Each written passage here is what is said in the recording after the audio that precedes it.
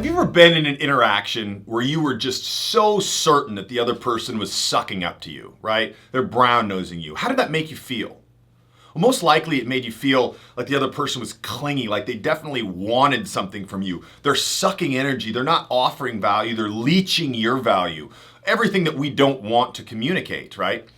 But the problem is sometimes when we're meeting people, say we're in sales, and we want them to like us. We want to establish that rapport, right? They know that because it's the buyer-seller dynamic. So it's very hard to be polite and amiable with people when they know we need their good graces. So it's very easy to come across as brown-nosish or suck-uppy, even if you're saying something that within a normal conversation, if that dynamic wasn't previously established, would not come across that way at all. So one of the ways we can do this is to skirt around it in a way of a line of questioning that people would only ask if they weren't brown-nosing and if they were comfortable around the other person. The last thing we want to show is discomfort. So for instance, let's say that I just started in this new position and I'm meeting the CEO. He's flying in from Canada, okay? So what are most people going to do? They're not going to want to push the envelope at all. So they're going to say, hey man, did you see the tennis match? Or did you see the golf tournament? Tiger Woods is playing well again. How's that? Or how's the weather? Actually, that's even a little more than what most people would do. So, hey, how was your flight in here, man? Did you get caught up with any problems with the weather? That big storm, it's pretty cold.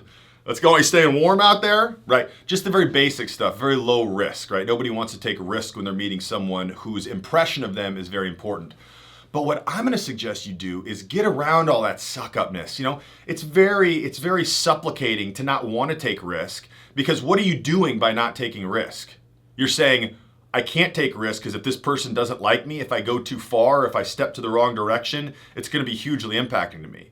And in any situation, you never want to come across that way, because that's not the kind of personality and attributes that people assign confidence and charisma and high status to.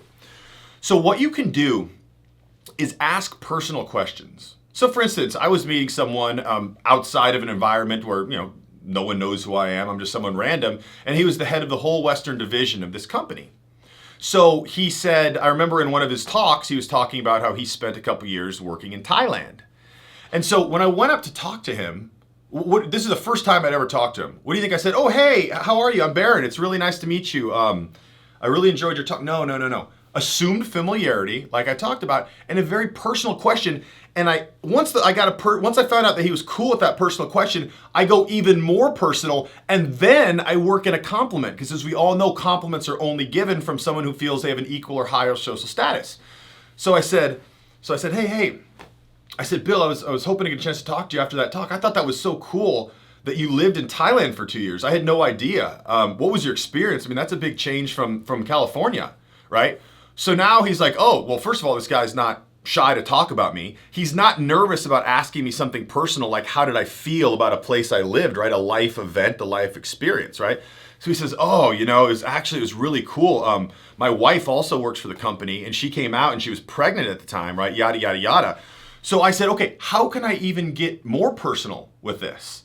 And so I said, wow, your wife must be really adventurous. That's very cool. Most wives from around here wouldn't even want to travel there for a week with a kid or when they're pregnant, let alone give birth over there. That's really cool, right?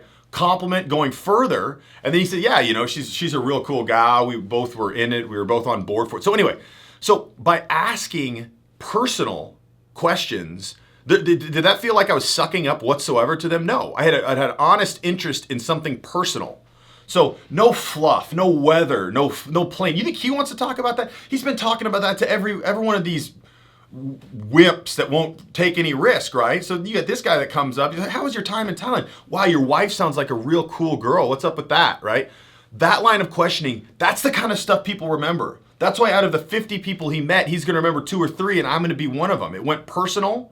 It was not wimpy, it came strong, and it was not supplicating or suck up or brown nosing.